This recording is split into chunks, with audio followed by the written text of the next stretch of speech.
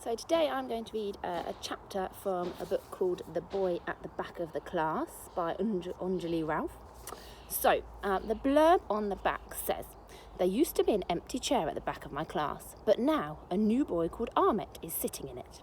He's 9 years old, just like me, but he's very strange. He never talks, he never smiles, and he doesn't even like lemon sherbets, which are my favourites. But then I learned the truth. Ahmet isn't strange at all. He's a refugee who runs away from a war. A real one, with bombs and bullies that hurt people. The more I find out about him, the more I want to help. That's where my best friends, Josie, Michael and Tom, come in, because together we've come up with a plan." So today I'm just going to be reading chapter 1. So chapter 1 is called The Empty Chair. There used to be an empty chair at the back of my classroom. It wasn't a special chair. It was just empty because there was no one sitting in it. But then, one day, just 3 weeks after school started, the most exciting thing that could ever happen to anyone happened to me and my 3 best friends. And it all began with that chair. Usually, the best thing about starting a brand new term is that you get extra pocket money to buy new stationery with. Every year, on the last Sunday of the summer holidays, my mum takes me on an extra special adventure to hunt down my stationery set for the new school year. Sometimes I get so excited that my feet feel jumpy inside and I don't know which shop I want to go in first. There aren't many nice stationery shops where I live. They only ever have boring dinosaur sets for boys or princess sets for girls. So Mum takes me on the bus and train into the city where there are whole streets of shops, even huge department stores that look like tall blocks of flats from the outside. Last year, I found a space-themed set with pictures of an astronaut floating past the moon. It was on sale too, so I bought a pencil case, a math set, rubbers and a long ruler, and still had nearly £1 left over. The ruler is one of my favourite stationery pieces because the astronaut floats across it in water mixed with silver stars. I played with it so much that the astronaut got stuck to one side and couldn't be bothered to move again. But it wasn't my fault. Mr. Thompson, our teacher last year, had such a boring voice that my hands needed something to do. That's why it's important to have fun stationery with you in class, because you never know when you'll need to stop your brain from falling asleep or doing something that might get you into detention. This year, I bought a Tintin and Snowy set. I love Tintin, even though he's only a character in a comic book and isn't real. I want to be just like him when I grow up. I think being a reporter and getting to solve mysteries and go on adventures must be the best job in the world. My mum and dad used to buy me a brand new Tintin comic book for my birthdays, and Mum saves all the comics her library are about to throw away because they're too old or ripped and gives them to me. So I have a whole collection of them now. I've read them all at least 50 times, but I'll have to think of another pet to travel with because I'm allergic to dogs. I don't think cats or hamsters or even trained mice can be half as useful as a Tintin's dog, Snowy. And even though I've thought about it for at least a year now, I still haven't come up with anything. Because the Tintin stationery set was a lot more expensive than the astronaut one and wasn't on sale, I could only buy a pencil case, a small ruler and 2 rubbers. I had to think about it for a very long time, but in the end I decided spending all my pocket money in one go was worth it. Not just because everything had Tintin on it, but because if you press a button on the pencil case, Snowy barks and Captain Haddock's voice cries out, "Blistering barnacles!" I've already been told off for pressing it in the middle of maths class this year, but if you can't press a barking dog button in maths, then I don't see the point of it. I don't like maths. Simple maths is fine, but this year we're learning about long division and square numbers and all sorts of things that my brain doesn't like doing. Sometimes I ask for help, but it's embarrassing putting your hand up too many times to ask the same question. I'm lucky because Tom and Josie and Michael always help me with the things I get stuck with. They're my best friends and we do everything together. Tom's got short spiky hair and a side smile and a big Adam's apple that looks like a ping pong ball got stuck in his throat. He's the smallest in our group, but he's also the funniest. He only joined our class last year after his parents moved here from America, but we became friends instantly. He has 3 older brothers who always tease and bully him. Not seriously, only for a joke, but I think they steal his food too, which is why he's so skinny and always super hungry. I once saw him eat a whole pizza with extra toppings and a double cheeseburger for lunch and still not be full up. So I hide my snacks and chocolate bars from him when I can. Josie has large brown eyes and at least 1 million freckles across her face. She's tall and gangly and is always chewing on her hair. She's the fastest girl in our year and can kick a football past any goalie from the other side of the pitch. She's the coolest person I know, and I've known her since we were 3. Our mums say we became instant friends the first day we started nursery, so they decided to become friends too. I don't really remember much about myself at this age, but Josie is in all of my school memories. We even got our first detention together last year, all because of a hamster called Herbert. Josie had heard one of the upper school bullies say they were going to flush our class hamster, Herbert, down the toilet at home time. Josie told me, and we decided to go on a hamster rescue mission. We hid Herbert in my rucksack before home time and took him straight to my house. But of course, Mum found out and made me take him back the very next day. I tried to explain to boring Mr. Thompson what had happened, but he wouldn't listen and gave me detention.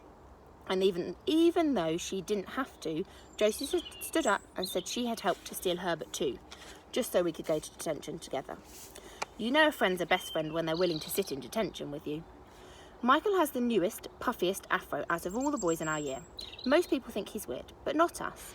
His glasses are always broken and his shoelaces are never done right, so he's always tripping up or bumping into things when he walks.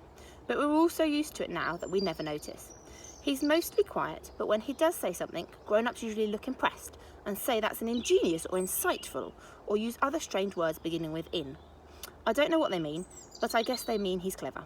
Grown-ups always like coming up with long words for simple things. Michael gets made fun of a lot because he can't run fast or kick a ball in a straight line. But he doesn't care. I wouldn't care if I were as rich as him. His dad is a professor and his mum is a lawyer, and because they're always busy, they buy him all the latest gadgets and books and the coolest new games. When we went to his house last year for his birthday party, we saw his room for the first time. It looked like the inside of a toy store. I think it must be easier not to care about what people think when you've got that many toys in your life. Josie and Michael are always competing with each other to see who can get the most gold stars and A's in class. Michael is the best at history and Josie is the best at maths, but I'm better at reading and spelling than both of them, especially Josie. She hates reading and never ever reads anything outside of class. She says she doesn't have an imagination, so there's no point to reading books. I find that strange, because how can anyone not have an imagination? I think she must have had one when she was younger, but that it was knocked out of her when she fell off her bike last summer. Mum says people without imaginations are dead inside. I don't think Josie is dead anywhere. She talks too much. Having 3 best friends can make school seem like the best place to be, even on the most boring day. Although this year, school has become a whole lot more fun, and that's because of our new teacher, Mrs. Khan. Mrs. Khan has extra bouncy hair and always smells of strawberry jam, which is much better than smelling of old socks like Mr. Thompson used to. She's new to the school and extra clever, much cleverer than Mr. Thompson ever was, and she gives us prizes on Friday when we've all been good. No other teacher in our year does that. Mrs. Khan lets us do all sorts of interesting things that we've never done before. In the first week of school, she helped us make musical instruments out of the things we'd found in the school's recycling bin. And in the second week, she brought in a brand new comic book to read to us that wasn't even in the school library yet. Then, in the third week, something happened that was so surprising and made everyone so curious that even Mrs. Khan couldn't make us focus on our lesson properly. And it all began with the empty chair. It was on the third Tuesday after school had started and Mrs. Khan was taking the register. She was just about to call my name when there was a loud knock at the door. Usually when there's a knock on the door, it's just someone from another class bringing a note, so no one really pays attention. But this time it was Mrs. Sanders, the head. Mrs. Sanders always wears her hair in the exact same way and peers over her glasses whenever she talks to anyone. Everyone is scared of her because when she gives detention, she doesn't just make you sit in a room. She makes you memorise long words from the dictionary and doesn't let you leave until you've learnt them all by heart, the meaning and the spelling. I've even heard of lower graders being stuck in detention for hours because they had to learn words that were as long as this page. So when we saw that Mrs. Sanders at the door, we all fell silent. She looked very serious as she walked up to Mrs. Khan, and we all wondered who was in trouble.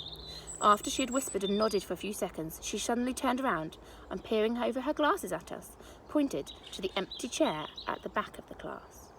All of us turned around to have a look at the empty chair. This was the chair.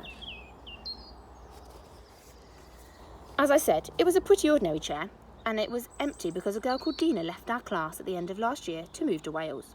No one really missed her except for her best friend, Clarissa. Dina had been a bit of a show-off and was always talking about how many presents her parents got her every week and how many pairs of trainers she had and all sorts of other things that no one else cared about. She liked to sit at the back of the class because then she and Clarissa could pretend to be doing lessons when really they were drawing pictures of their favourite pop stars and giggling about someone they didn't like. Someone else could have taken the seat, but no one really wanted to sit next to Clarissa. That's why the chair had stayed empty.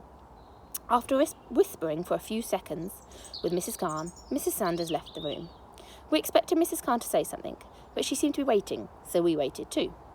It was all very serious and exciting, but before we could start guessing about what was going on, Mrs. Sanders came back, and this time she wasn't alone.